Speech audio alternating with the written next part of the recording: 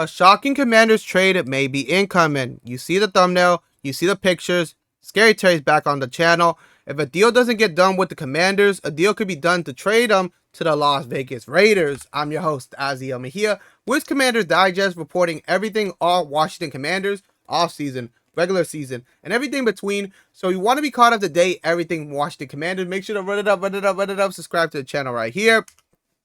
It could be deuces for McLaurin in the Commanders uniform if a deal doesn't get done. There are reports saying the longer it takes for a deal to get done, the more likely it is that, the Washington front office is like, you know what? We're just going to trade him away. We don't want to deal with this. We don't want to pay them.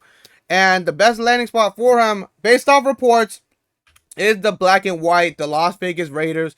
Geno Smith as the quarterback. Pete Carroll as the head coach. I got the quotes.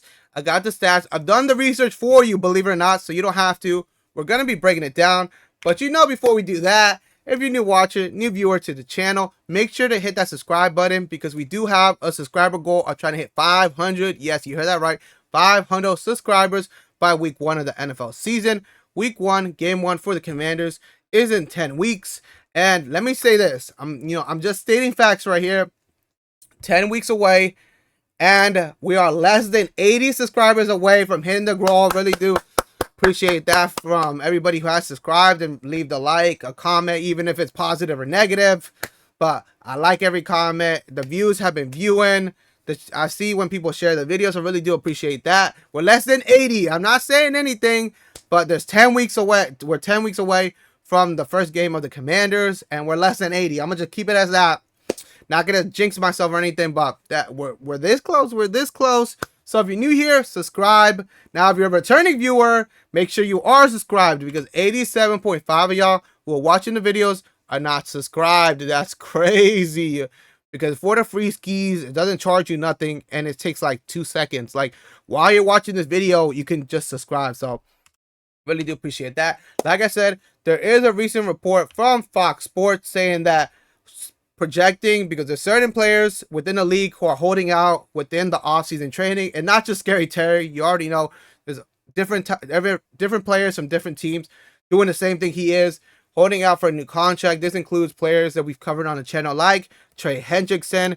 If you haven't seen those videos, go watch it after this one. Holding out with the Bengals. Now that's a whole messy situation within itself. There's projection. They're projecting him to maybe get traded to the Panthers. The Commanders are also again on that list, but for a different reason.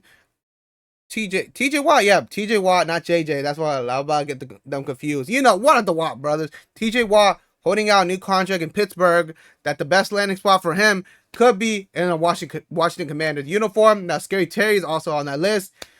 He's holding out within the offseason training, and they're projected him, if he were to get traded, the best spot to get a trade done would be with the Las Vegas Raiders.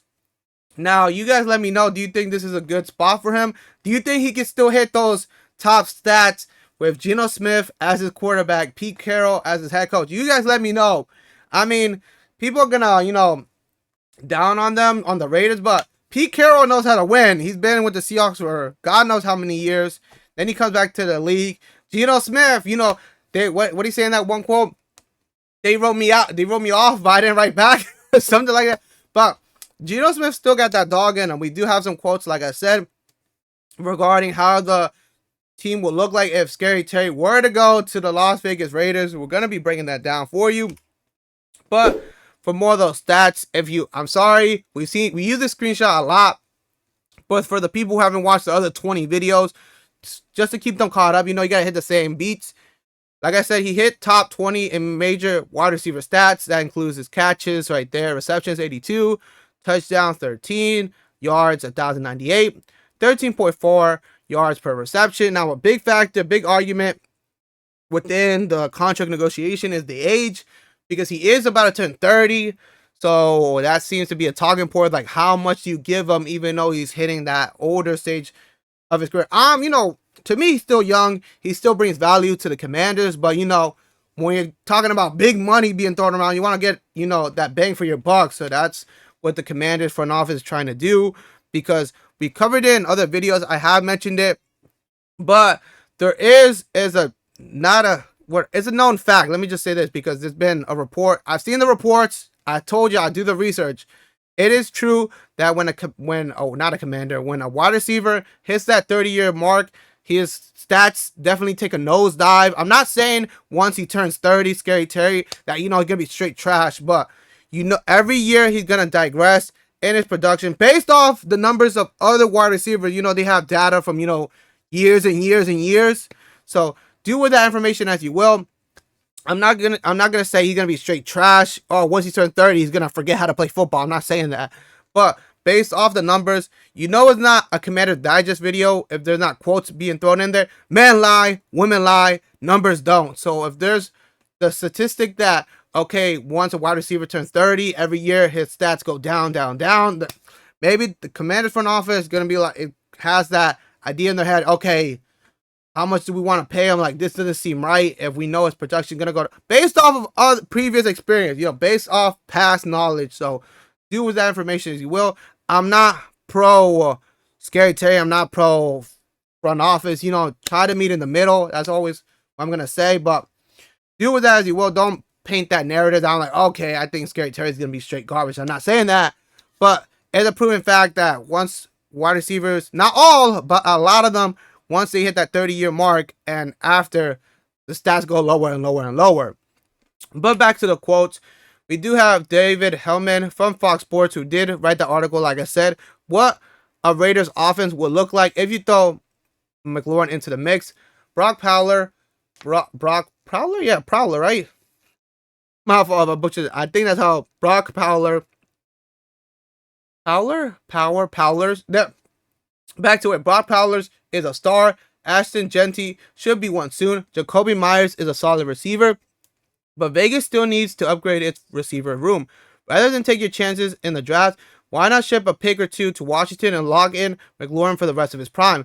Make fun of me if you want, but a Raiders skill group of McLaurin, Bowers, Genty, and Myers might be the best in the AFC West. Okay. W quote by David, L reading by me. I do like that. You know what he was doing with that last sentence. Best in the AFC West. But there's no doubt about it. The Raiders, and this is he didn't even throw in, Geno Smith and Pete Carroll. Like I said, Pete Carroll knows how to win. There's no secret about that. Geno Smith has hit his second prime. What he did in Seattle. They robbed me off. I didn't write back. You know what I mean? But it looks dangerous over there if Scary Terry does go back.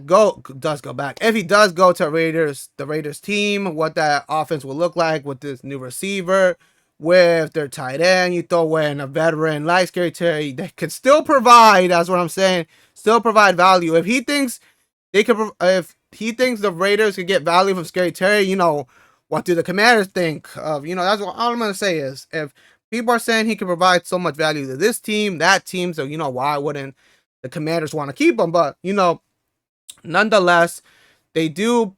There is discussions of him getting traded. They're saying that the best spot for him could be in a Raiders uniform. It depends what the Commanders what they get back, because it ain't gonna be like they give him to the Raiders for the free skis. We gotta get something back in return. Would it be one of these players? You never know, because it is going to take a lot for McLaurin to get traded, I would assume, to any other team, the way he played last season.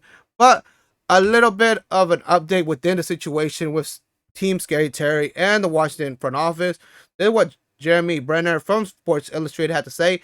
It's clear that a new deal needs to get done. But what we learned in training camp is that McLaurin has a bit of a bite in his bark. He wants a new contract and he isn't afraid to hold out to get it. People may have thought that McLaurin would be loyal, but his mandatory minicamp holdout proved otherwise. That could put a little bit of pressure on the Commanders front office to strike, but for now the two sides remain apart in negotiations. W quote by Jeremy, out reading by me, but you get the point. It's still the same. Look at the glass half full. At least they're still talking. There was that portion where they weren't talking and it was both on a negative. At least they're more towards the middle. It looks like a deal has to get done. I know there's that perspective, that narrative, that what I do. Okay, this is gonna be the first time I don't like a quote right here. Where is it at? Let me just read right here. May have thought that McLaurin would be loyal. So obviously, McLaurin has been loyal for the last 6 years. So for him, quote unquote, not being loyal now because he didn't attend off-season training camps, That's a little, I don't like that part because he has been loyal for the last 6 years. So for him to hold out right now and saying, okay, now he's not loyal to the fan base, that's a little crazy in my part. That's why I had to think about it. But what do you guys think? Do you guys think that loyalty has been broken just because he didn't show up to minicamp? He's not, do what you gotta do. You gotta still train. He is still training based off what other Washington personnel have been saying. It's not like he's just sitting on the couch. He has been training. He's not training with the team. That's all it is to it until that new deal gets signed. But that's what we have for today's video. Do you guys think there will be a move made to get McLaurin out of DC and into the Raiders uniform? What would an offense look like with Geno Smith, Pete Carroll? You have Bowers, Genty in the running back, Bowers in the tight end, McLaurin as the #1 receiver. Will he still hit those same stats with Geno Smith as his quarterback and not Jayden Daniels? You guys let me know in the comments what you guys think, because you guys have, like I said, keep it positive. I do read every comment. I like every comment, even if it's positive or negative, so it doesn't matter. What do you guys think? Is the Commanders going to give in? Is the pressure going to give in? They give him a new contract? Or they, just trade him away? And what would that mock trade look like? Obviously, Scary Terry gets sent away. What would the Raiders send over? You guys put your little mock trades in the description in the comments below. But I'm Azael Mejia. If anything breaks within the atmosphere, we covered right here. Gonna repeat my name because I forgot. It's supposed to be at the end. I'm Azael Mejia with Commander Digest, and I'll see you in the next video.